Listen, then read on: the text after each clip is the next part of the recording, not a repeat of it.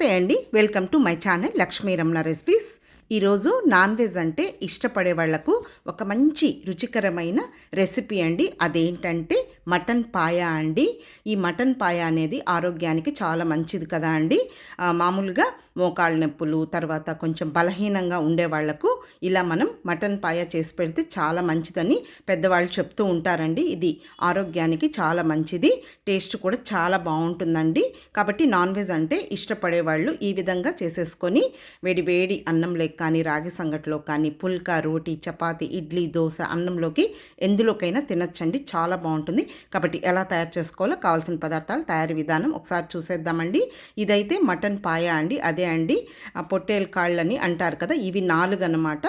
మామూలుగా మటన్ షాప్లో కొట్టిస్తూ ఉంటారు. దాన్ని తెచ్చిన తర్వాత కొద్దిగా పసుపు, రాళ్ళుప్పు వేసేసుకొని శుభ్రంగా కడిగేసేసుకోవాలండి. దీన్ని మనం కుక్కర్లోనే వండుకోవాలండి, ఎందుకంటే ఉడకడానికి చాలా టైం పడుతుంది. ఇప్పుడు కుక్కర్లో తీసేసుకొని ఒక పెద్ద ఉల్లిపాయని కొంచెం పెద్ద ముక్కలుగా కట్ చేసి వేసేసుకొని కొద్దిగా కరివేపాకు, అలాగే ఒక 1/2 టీ స్పూన్ పసుపు పొడి, ఒక 1/2 టీ స్పూన్ ధనియాల పొడి, కొద్దిగా రాళ్ళుప్పు వేసేసుకొని ఒక పెద్ద గ్లాస్ నీళ్లు వేసేసుకొని మనం కుక్కర్లో ఉడికించుకొని మళ్ళీ కర్రీ చేసుకోవాలండి.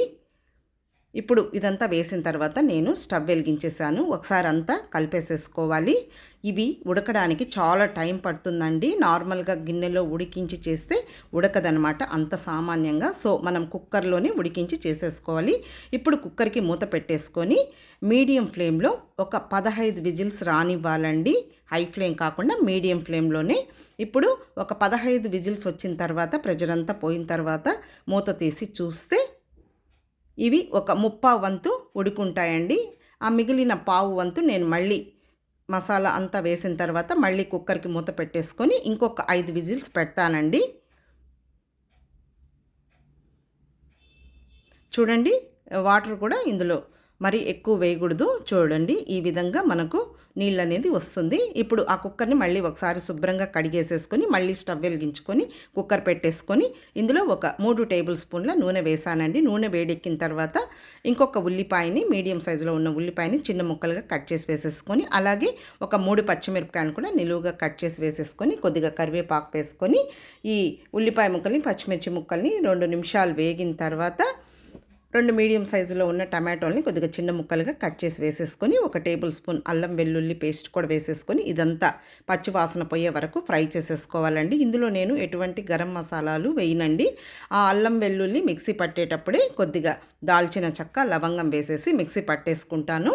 ఇప్పుడు అదంతా వేగిన తర్వాత ఇందులో 1 టేబుల్ స్పూన్ కారం పొడి, అలాగే 1 టేబుల్ స్పూన్ ధనియాల పొడి వేసేసుకొని ఇంకొంచెం నీళ్లు వేసేసుకొని ఇదంతా మాడకుండా ఒక 2 నిమిషాలు ఇదంతా కూడా బాగా గ్రేవీలాగా వచ్చే వరకు మనం ఫ్రై చేసేసుకోవాలండి. పచ్చివాసన అంతా పోవాలి. ఇప్పుడు ఇందులో ముందుగా ఉడికించి పెట్టుకున్న మటన్ పాయాని ఇందులో వేసేసుకోవాలండి. ఇప్పుడు ఇదంతా వేసిన తర్వాత ఇంకొక 2 నిమిషాలు బాగా మనం ఇదంతా కూడా వేగేటట్టు ఉడకనివ్వాలి మీడియం ఫ్లేమ్లోనే. ఇప్పుడు ఇంకొద్దిగా నీళ్లు వేసేసుకోవాలండి. మరీ నీళ్ళగా ఉన్నా కూడా బాగుండదు, అలాగని గట్టిగా ఉన్నా కూడా బాగుండదు. మీడియంగా ఉంటేనే బాగుంటుందండి. కొంతమంది పలుచగా తినేవాళ్ళు ఉంటే ఇంకొద్దిగా నీళ్లు వేసేసుకోవచ్చు. నేను మళ్ళీ ఒక మీడియం సైజ్ గ్లాసులో ఉన్న నీళ్లు వేసానండి. ఇప్పుడు ఇంకొద్దిగా రాళ్ళుప్పు వేసాను. ఉడికించేటప్పుడు కూడా కొద్దిగా వేసాను కదా అండి.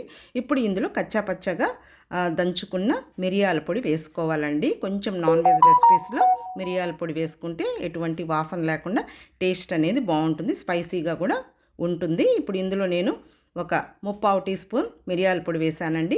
మళ్ళీ కుక్కర్కి మూత పెట్టేసుకొని మీడియం ఫ్లేమ్లో ఇంకొక 5 విజిల్స్ వచ్చే వరకు ఉడికించానండి. మొత్తం నేను 20 విజిల్స్ పెట్టానండి, ఎందుకంటే అన్ని విజిల్స్ పెడితేనే మనకు ఈ పాయ అనేది ఉడుకుతుంది. చాలా టైం పడుతుందండి.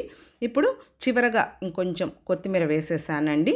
కాబట్టి చూసారు కదా అండి, చూడండి కరెక్ట్గా ఉడికింది. మీకు ఇంకా మెత్తగా కావాలంటే ఇంకా కూడా ఎక్స్ట్రా ఒక 5 విజిల్స్ పెట్టుకున్నా కూడా సరిపోతుందండి. మరీ అదంతా చిమిడిపోయినట్లు లేకుండా ఇలా ఉంటేనే, కరెక్ట్గా ఉంటేనే బాగుంటుంది. చూడండి, ఇది గట్టిగా అయిన తర్వాత కూడా గ్రేవీ అనేది చిక్కబడిపోతుంది.